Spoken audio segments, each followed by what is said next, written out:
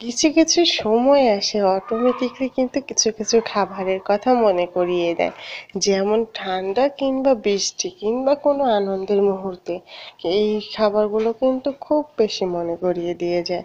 তাই আজকে ভীষণ ঠান্ডা পড়েছিল বাইরে, আর আমি এই ঠান্ডার মধ্যে ভাবলাম খিচুড়ি রান্না করি। তাই বেশ কিছুটা সবজি কেটে নিয়েছি, আর খিচুড়িটা রান্না করব আমি প্রেশার কুকারে। আর প্রেশার কুকারে রান্না করলে কিন্তু আপনার সময় বাঁচবে, গ্যাস বাঁচবে এবং পুষ্টিগুণে ভরপুর থাকবে। তাই আমি প্রেশার কুকারে রান্না করবো। আর প্রেশার কুকারে কিন্তু 10 থেকে 15 মিনিটের মধ্যে খিচুড়িটা হয়ে যায়।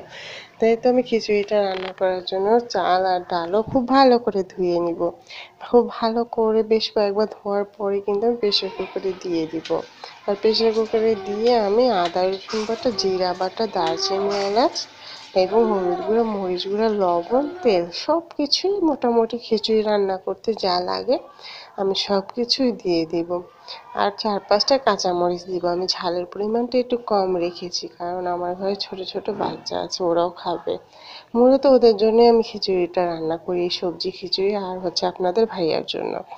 কারণ আপনার ভাইয়া খিচুড়ি খেতে ভীষণ পছন্দ করে, আর এই সবজি দিয়ে খিচুড়ি রান্না করলে অনেক বেশি পুষ্টিগুণ ভরপুর থাকে, এর জন্য আমি খিচুড়িটা রান্না করে থাকি।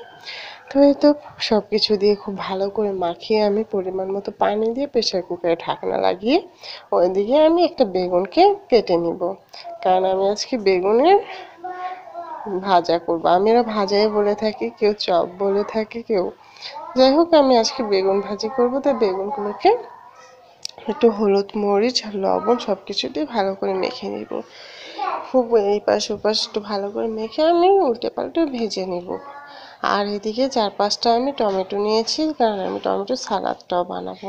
আর এই টমেটোর সালাদ আমি অনেকবার বলেছি আমার ভীষণ পছন্দ। এই টমেটোর সালাদ আমি এমনি এমনিতেও খেয়ে নিতে পারবো পেট ভরে, আমার কাছে খুবই ভালো লাগে। তো আমার মতো কার কার ভালো লাগে অবশ্যই জানাবেন। আর এই তো উপর দিয়ে একটু সরিষার তেল ছড়িয়ে দিলে হয়ে গেল। আর এইদিকে কিন্তু সালাদ বানাতে বানাতে আমার বেগুন ভাজাটাও হয়ে গেছে।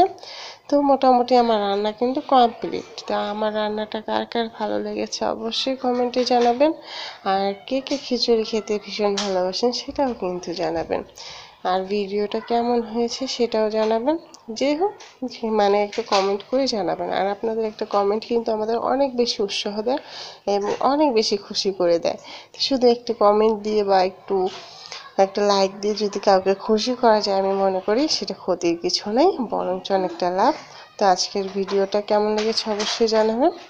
তা এই তো আমার রান্না কিন্তু শেষ, আর ভিডিওটা